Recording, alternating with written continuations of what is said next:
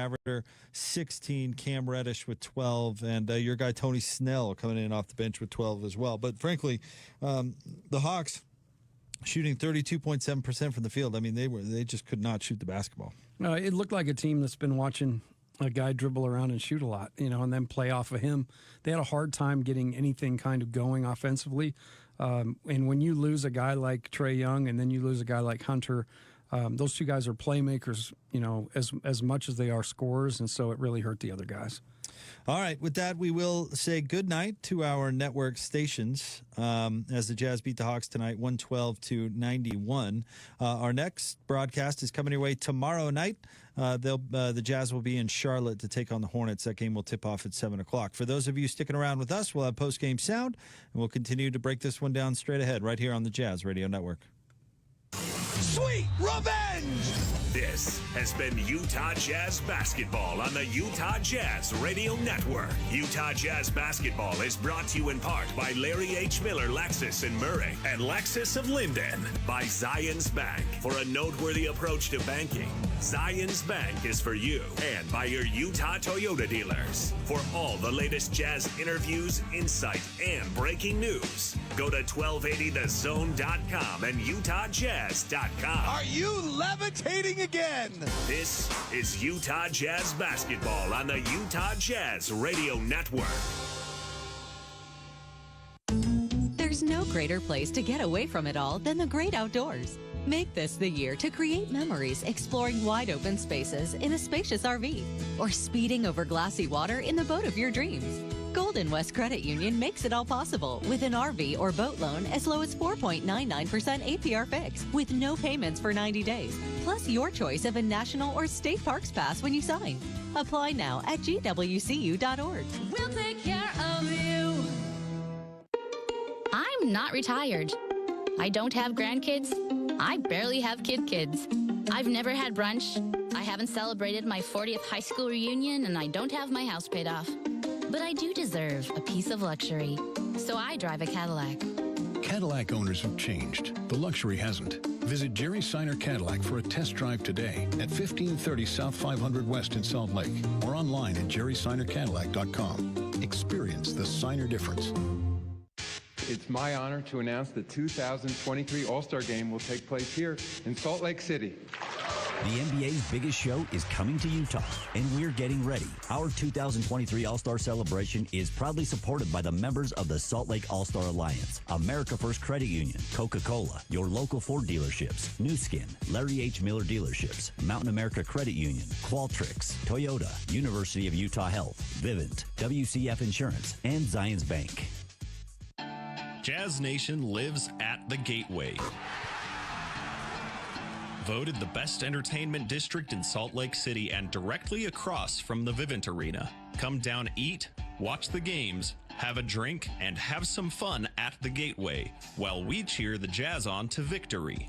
Visit atthegateway.com for full list of bars, restaurants, shopping, and entertainment venues, and follow us on social media, #@thegateway. Donovan Skies and hammers. The game may be over, but our coverage of Utah Jazz basketball is just beginning. This is the Utah Jazz Game Night Postgame Show. Right corner three. Pow! Presented by Mark Miller Subaru, Utah's only negotiation-free Subaru retailer, the official Subaru partner of the Utah Jazz. Learn more at markmillersubaru.com.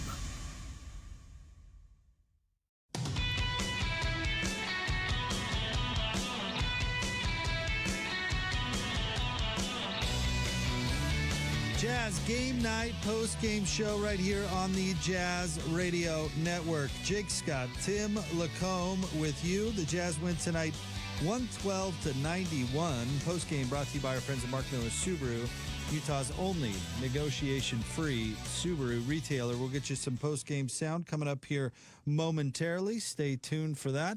But Coach Lacombe, it was a good win for this Jazz team as we talked about how difficult the stretch was going to be coming up here in the month of February.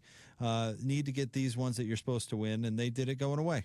And it doesn't hurt, obviously, to the Jazz that Trae Young and Hunter were out. Chris Dunn was out, and Bogdanovich on their end was out. That's actually, a good hop for the Jazz. I'm sure they'll have, they haven't had nights this year where they didn't have everybody, obviously missing Donovan and Faves a couple times, Bojan, Joe. So it's a good time to catch them and a great way to start the road trip. All right, let's get to your sharp stats of the game, brought to you by the Les Olson Company, Les Olson Company, your office technology partner. Tonight, Tim, let's see here as my computer catches up. The Jazz shot 48.4% from the field, 44 for 91. 48% from three, 13 of 27. The streak of 15 threes made ends at 11 as they made 13 tonight. Led in scoring by Jordan Clarkson, 23 points on 9 of 13 shooting, 7 rebounds as well for Clarkson. Bogdanovich had 21 on 9 of 14 shooting, 1 of 2 from 3. Donovan tonight, 18 points, 7 of 18 shooting, 5 assists, and 3 rebounds. A rare slow night for Mike Conley, as he had 11 tonight to go along with 4 assists. He was 5 of 10 shooting. Rudy, double-double, 11 points, 12 rebounds. Rudy was 5 of 12 from the field. But, yeah, it's not been often this year we've talked about a slow game from Mike Conley. No, and Mike actually had a really good third quarter, so where his game – he didn't have a great first half, but really nobody on the Jazz did per se. It was kind of a rough, first half rhythm-wise. But Mike came out, put his stamp on the game in the third quarter, and he's still a plus 14. He adds to the plus-minus tonight at a plus 14. Yeah, I think the only minus game he's had in the last 15 games was last game. I think he was even plus in the Denver game, if memory serves. I'd have to go back and look. He was either in the plus or was 0, but I don't think he had a negative night. But Bojan said, I'll see your 14, Mike, and raise you 32. He was a plus 32 on the night tonight, Bojan was. So is that good? I think it's pretty good. Is that good? Okay. And I agree with you. He's coming around, man. He's finding it. He's feeling much better. Lakabu talked about this, and you and I have mentioned it as well. He's much better around the rim, which I think is an indication that his wrist is probably feeling better because he's not so worried about it going in and taking contact. And that's where you actually – the trajectory and release on your shot, you get really good close to the rim at having more action like that, wrist action, and that stuff is starting to look good. You're right. His drives, which really surprised us last year, are actually starting to become part of the arsenal again. Yep. All right, let's get going on some post-game sound. Let's start things off with Jazz head coach Quinn Snyder. We're going to start with Eric Walden, Salt Lake Tribune. Hey, Q, it seemed like the Hawks were throwing a lot of pressure at you beyond the three-point line in the first half, and there was a little bit of offensive stagnancy. What turned around for you in the second half beyond simply, Mike Conley getting to play more than 8 minutes? Mm-hmm. Yeah, I thought – I didn't think we ran as well as we need to in the first half. And those are possessions that, that we can build on. That just get the ball moving, get everybody kind of touches and get more catch and shoot threes. We didn't finish at the rim real well in the first half either. I thought, the second half was more of, how we want to play. People are going to try to take things away. I didn't necessarily think the pressure bothered us as much as we just weren't real precise. And, that can happen. I like the fact that we figured it out a little more in the second half. But there are times when people, they're not going to leave people on the perimeter and we're going to have the rim. And that's what we want. We had more, mid-range non-paint twos tonight than we've had in a while. And, if that shot's the one we have to take, I've got confidence in guys shooting it. But I also think the second half we started getting to the rim. And I said, again, we started finishing at the rim too. Ben Anderson, KSLSports.com. Quinn, this season where there's such limited practice and, shoot around even, how much is just having your own identity going into every game? It seems like you guys know what to expect from yourself. How much does that help as opposed to saying, hey, we need to game plan for Atlanta or Charlotte, et cetera? Well, I think it helps. There's no question about that. When, if you can make it about what you do. I think, one of the things that I think we have and we are is a team that's, able to process a game plan and absorb it. So I think both are important. You know, the former more important than the latter as far as the team having an identity. But, you know, fortunately, I think for us, our guys have worked hard to make preparation part of that identity. Andy Larson, Salt Lake Tribune. Quinn, they only shot 41% at the rim tonight. You know, how much do you think that was Rudy Gobert's impact versus how did you like your team's interior defense? You know, I thought we defended pretty consistently throughout the game. You know, particularly when Rudy is contesting those shots at the rim.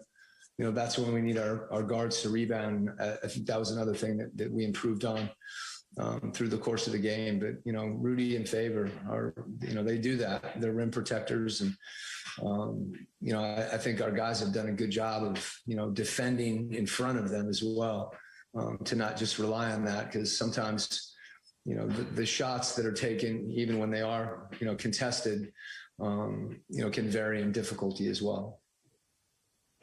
All right, that's it. Thanks, Coach. There you go, Jazz head coach Quinn Snyder. Talking about the defense, the Jazz really did play very well tonight defensively. That's an amazing stat Andy Larson threw out there, 41% at the rim for the Hawks tonight. You know, a team with Clint Capella and John Collins, I mean, they should be really good at the rim. And Capella tonight, 3 of 14, 6 points for Clint. So they played well on that end of the ball. No, they did. And Gobert really bothers Clint. I think Clint bothers him too. Bothers Rudy as well. But you saw the effect Rudy had on the game. You know, multiple times Capella got that ball, kind of short-armed it, quick hooked it, and Rudy was just like he always is. But a ton of credit to the rest of the team too. I mean, it's a team effort defensively. They played a little bit of zone. That's been really good to them lately. So I like they're giving different looks, and that the energy seems to always be there on the defensive end. Well, it certainly was tonight as the Jazz get a win, 112-91. And again, these stats are amazing. The Hawks only shot 32.7% from the field overall and 29% from three. The Hawks, interestingly enough, shot more threes than the Jazz did tonight. The Jazz got up 27. The Hawks shot 31. And we'd have to go back and look at three-point attempts, Tim, but that might be a low for the season. I certainly can't remember a game this year where they shot less than 33s. No, they were definitely, that was something that they were not getting. So rather than fight it, they took the shots they were getting, and obviously the threes came down, but they still shot a great percentage at 48% from three. So a really good job of adjusting your shot chart, still taking good shots and making the big ones when they count. All right. Want to remind you to go where love takes you in the all-new, completely redesigned 2021 Subaru Outback. Available now. Mark Miller Subaru, the official Subaru partner of the Utah Jazz. Learn more at markmillersubaru.com. We'll have more player sound for you coming up next right here on the Utah Jazz Game Night postgame show on the Jazz Radio Network.